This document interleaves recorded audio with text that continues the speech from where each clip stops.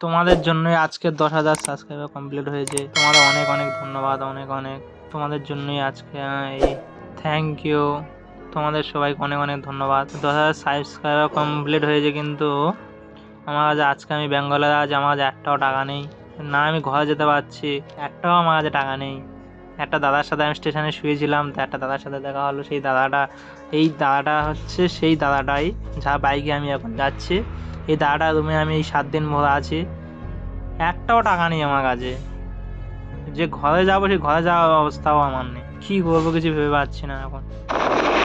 এখানে এসেছিলাম বেঙ্গলায়, ভেবেছিলাম কাজ বাজ পাবো, অনেক টাকা ইনকাম করবো। এসে দেখতেছি একটু ভালো কাজও পাইনি, কোম্পানি কাজে গেছি।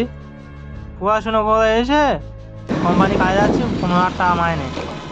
আর সিকিউরিটি গার্ডের কাজে, তারপর সেই শপিং মলের কাজে, তখন ওখানে 15,000 22,000। সেখানে গেলি 22-23,000, পড়াশোনা করে এসে কোম্পানি যাচ্ছি, সেখানে দেবে আমার 15,000 টাকা, 12,000 টাকা দেবে।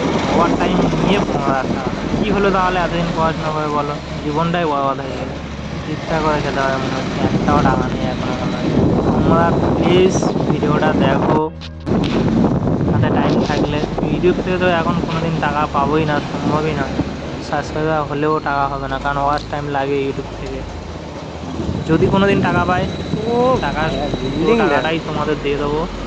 কারণ তোমাদের জন্যই এত কিছু ভিডিও, যা টাকা পাবো ইউটিউব থেকে, ও টাকাটাই তোমাদের দিয়ে দেবো।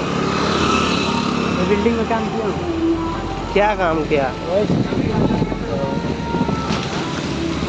ঠিক আছে গাইস, তোমরা ভালো থেকো।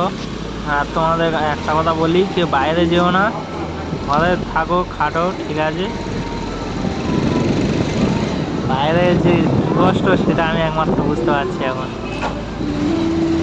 না থাকার জায়গা আছে, না খাওয়ার কিছু আছে, যে একটাও টাকা নেই।